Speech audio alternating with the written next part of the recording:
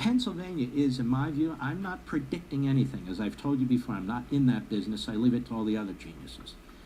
But Pennsylvania could be won by a Donald Trump. I'll tell you something else I believe. And I've saved it for here, and I'll talk about it on the radio later this week. I don't know this to be the case, but this election could, in fact, wind up too close to call. I don't know it to be the case. Maybe it'll be a blowout one way or the other, but it could.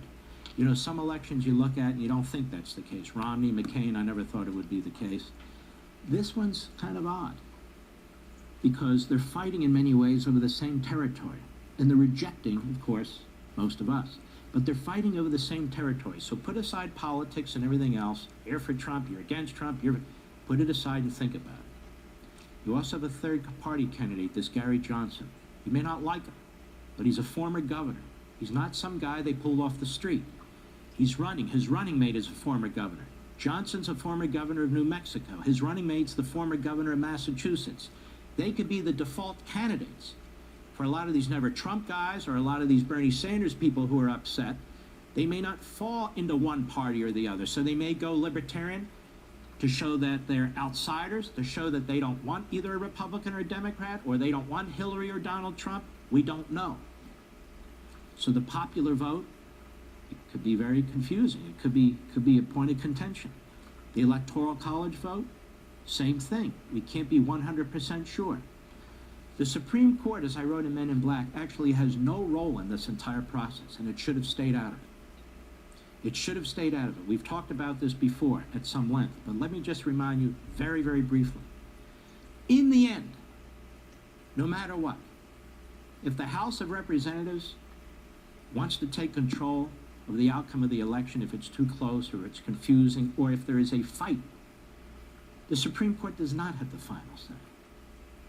Under our constitutional system, the House of Representatives has the final say. And the way it works is, eventually it's thrown into the House to decide the president, and the Senate decides the vice president.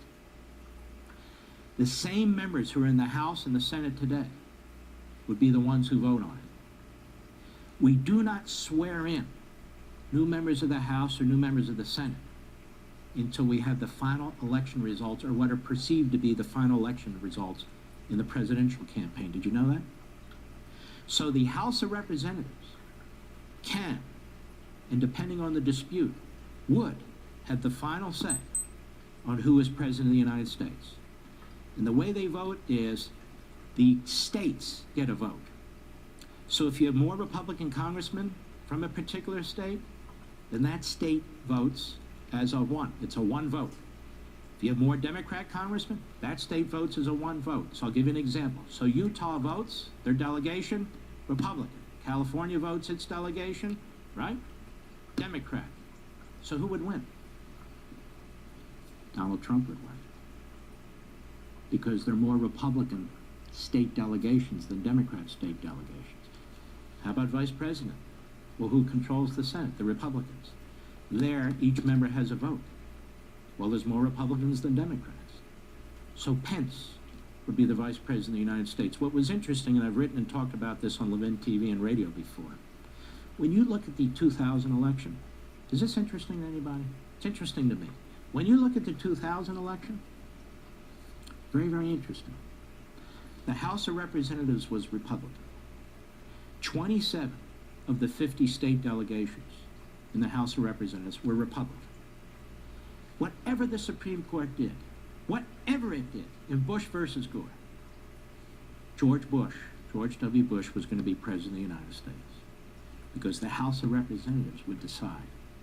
The vice president, I told you the Senate decides by the vote of the individual senators. This is what's fascinating. The Senate was split 50-50. There were 50 Republicans and 50 Democrats. So who's the president of the Senate under our Constitution? The sitting vice president of the United States, Al Gore.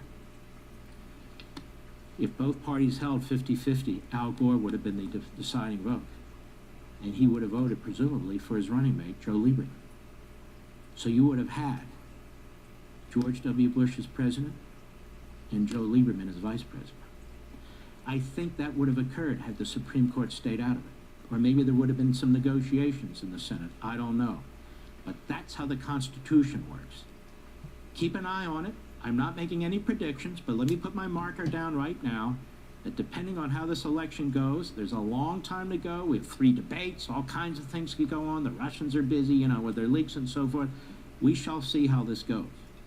But the fact is, keep an eye on it.